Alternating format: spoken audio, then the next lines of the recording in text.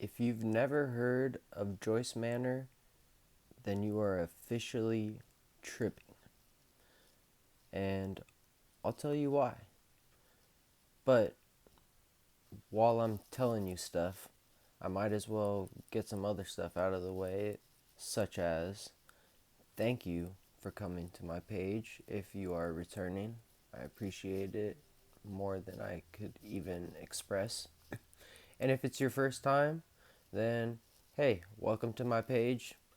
I have plenty of stuff to scroll through and stories, and everything's true, factual, backed up, whatever you want to call it. I have no reason to lie. So, anyways, let me get back into the story. So, first things first, like Joyce Manor now, or like recently, like they've gotten pretty big. Like even before I did this video, I saw that they performed at Coachella like one year, some year, I forget what year, and they headlined that FYF festival too, and like they're just like, well, before I get into that, I don't know the whole band. I know like kind of like how it got started, like and stuff, and I know someone who is currently still in the band that is like a pretty prominent member. But as for the other people, like I just don't want them, like if it happens to pass them, I don't want anyone to get the wrong idea that you know like I guess I could say I knew like Joyce Manor before it became Joyce Manor, you know what I mean? Like, so that's probably a more accurate way to describe it.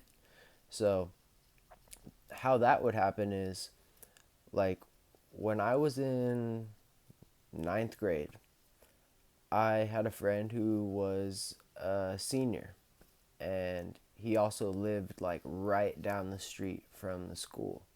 So, obviously, this is pre me getting expelled. So, when I would go over there, like we would all go over there, and we would smoke cigarettes and stuff, and like we would like chill. Like I can remember the guy that I'm talking about that's in Joyce Manor. Shit, that was almost about to fall. Like he's the guy that's in Joyce Manor. He plays either bass or guitar. I know and he sings as well. But I can remember him telling me about that Zeitgeist, and then I remember he had like, I don't know, it was like a $20 bill or a dollar bill, or it was some form of currency, and I'll never forget this. He lit it on fire, and then he lit his cigarette with it, and then I was kind of like looking at him like, and he was like, it's just a Federal Reserve note. That's all it is. He's like, and then that was when he put me on, like, told me to watch Zeitgeist and stuff like that. You know what I mean? And he's like, it's just a Federal Reserve note. It's just paper. Like, it just means how much we think it means or whatever. Like, so they were already putting me on to stuff like that when I was a freshman in high school. So whether you consider that getting put on or whatever, um, you know, I appreciated it. So my friend who lived like right by the school, he had this cool garage where you could he had like a trap door that like his garage, even if it looked like it was closed, if you pushed it in the right spot, it would like open like a door, just this one part of it, and then it would go into another like door, and he would have to have like a key or something, and then once you open that, then it would be like the actual garage, and the garage, there was like uh mushroom setups. I think he was trying to brew beer, his own kind of beer at one point, and like whiskey and all that stuff. But the main thing was that he had a drum set in there, and he would often let them practice in his little garage area, because his dad was never around anyways. So, like, making the whole noise didn't really matter. So, like, they would come over and, like, it would be a constant thing. Like, I'm over there, I'm just trying to smoke weed and chill and whatever. And, like, all of a sudden it would be like, oh yeah, you gotta go, blah blah blah. Like they gotta practice jamming. Like they would always call it jamming, jam session, jam session. Like I said, like these people were fucking 4 or 5 years older than me at the time, but like whatever. So I and the guy who like I just feel like they were like because there were a couple like I saw them play like because they were almost like a hybrid of a couple of different like bands like in the area or whatever, but like I can specifically remember a day that I ditched summer school and they had like this whole show thing and it was called the blank person is back, so let's have a show. Like that was how they named it. And so like I can remember them like, just playing some like out of somebody's garage or whatever, And it was fun. Like I had a good time, man. Like that was a great way to like kind of like end the day of like ditching summer school, whatever. I did that shit all the time. So like the guy I was genuinely close with the guy that I'm talking about. The main person I'm talking about that to this day is still in the band because there's been things have happened and people have done other things, whatever, and hey, that's life. But this one particular person has managed to like stay and just kind of like see it through like I know what Joyce Manor is. I know what it stands for. I know why it was picked. Like I kind of had like not that that's super insider information or something like that, but like it's kind of like, it's like something that not everybody probably knows of. They probably just think it's some name, but it's actually named for something for a reason, and I'm not even going to disclose that right now. So, but I just felt like they were like the most genuinely like cuz I don't even they make like I guess it would be like rock or like not rock in the sense that you would think, but like just kind of like I don't even know how I would describe it. I guess indie ish.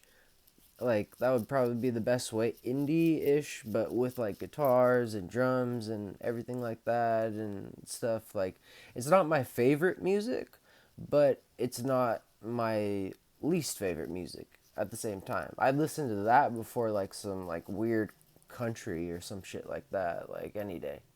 So basically, one of the main things that I can remember is they were going to have a show at this place, and it was called The Comic Bug. And I'm going to make it the thumbnail. I hope there are still people watching this video. I'm going to make it the thumbnail for this video just so you can see how small this place was. Like literally, this shit is like part of a kind of like a strip mall. Like there's like a place to the left, a place to the right, and like I helped take the equipment and like we loaded up the equipment and we like helped set up the equipment and we were there and like kind of like just vibing to the music and then like we literally stayed until they were done playing and then we took down the speakers and all that stuff, but like this place, like it was so small to begin with. Like you would be surprised that you could fit fucking two speakers in there. You know what I'm saying?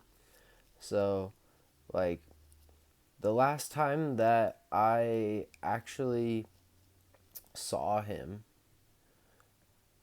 and like obviously, like you could probably do the math of like looking this person up by just like it wouldn't be hard to like figure it out.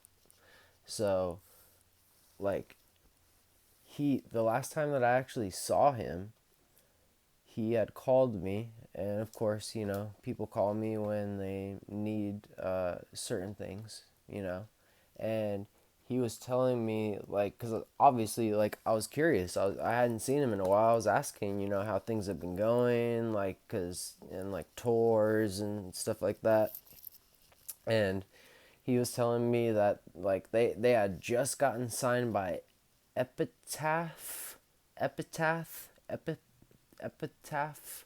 I don't know how to say it, but people, if you're still watching, like I said, like you people who listen are in that space know what I'm talking about. So they had just gotten signed, and I remember like him. I was helping him out just with some weed, nothing crazy. He's a chill guy, chill, cool, funny. Like man, like we had some good times for sure. Never a bad time. And he he tells me that they're going on tour, but they're going on tour in Europe. And not only are they going on tour in Europe, but every single night they're gonna be in a different like uh, country or whatever, the way it's broken up. So he was telling me like, you know, we're gonna be in Amsterdam, then we're gonna be in Belgium, then we're gonna be in like he named off like literally like all the cities that like I've like definitely thought about going or being like, oh, it'd be cool to go there or something. So like that was the last time that I had like any type of communication with them. But like just to see like not even be like looking for per se like what they've been up to, but just to see like a flyer with them as like the headliner, or like them like just like doing something, or like you know being on the lineup of Coachella, like you know like I feel like that's pretty big for a band that kind of came out of like you know not nowhere, but you know a homegrown band essentially. So I wish them nothing but the best, and I'm super stoked that they've been able to like keep this going and like just keep on like up in the ante, like cuz like the show that I'm talking about is helping set up, like that was years ago. That was so long ago. It's like insane. So like it wouldn't surprise me if a band was like, oh yeah, oh they broke up. You know what I mean? Like that wouldn't surprise me in the slightest. But somehow they've managed to keep it all together, and they are able to reap the rewards that they deserve. And I couldn't be happier for them. And I feel lucky to even be able to tell a story like this to, you know, and I'm not saying I was best friends with the whole band, or something like that. But I'm just saying, like, you know, like I kind of like watched it develop in a sense, like somewhat. So, like to see it where it's at, where it was and where it's at now, it's like really an awesome feeling for me. And those were my, like my genuine friends. Like we would hang out, like it didn't have to be about music. Like we would, it was like that was like you know, cuz I don't play no instruments. I don't do anything, you know, but I would always be around, always around. So like I'm just glad that like they're getting the recognition that they deserve, and I know that they've been working hard, and that like they deserve everything that they have had come to them, and that they have coming to them in the future. So this is just my little Joyce Manor story. So I hope this was entertaining in some way, shape, or form. And yeah, once again, thanks for coming. Thanks for listening. If you're still here, and I hope you guys have a good week. I'll be back. And by the way, I just got to shout out, Victory Monday, you know what I'm saying? Saquon Barkley, you know what I'm saying? Eagles, you know what I'm saying? Like, what's understood don't got to be explained. So, anyways, hope you guys have a good week and all that. And I will be back either later today or tomorrow for sure. So, hold on to your hats. All right, peace.